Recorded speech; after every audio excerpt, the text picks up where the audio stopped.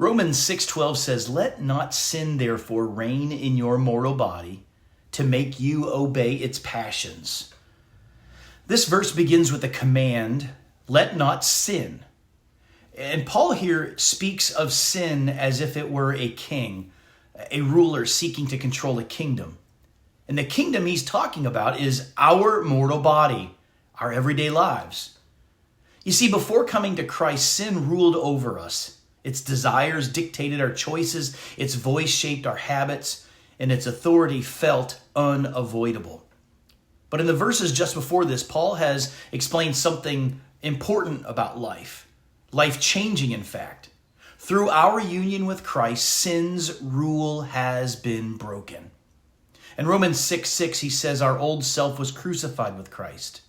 In Romans 6:11, he says we must consider ourselves dead to sin and alive to God.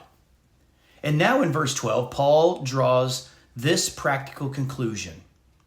Since sin's reign has been broken, don't let it rule you anymore.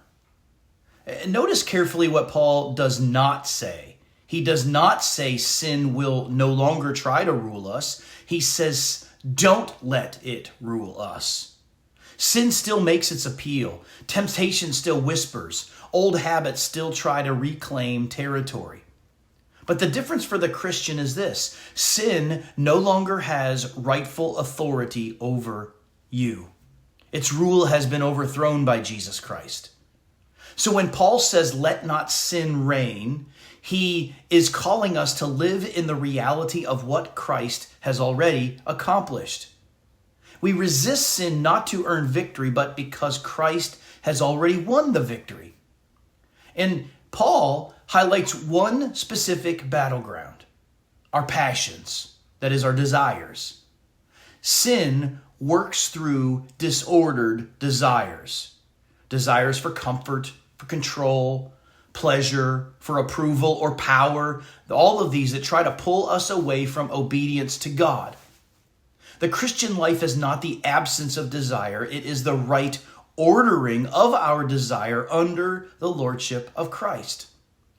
So today, ask yourself this simple question: who is reigning in my life right now? Is it the passing desires of sin or the rightful authority of Jesus Christ? Because through the gospel, a new king now reigns.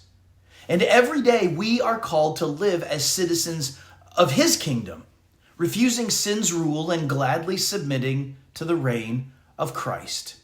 So who reigns in your life?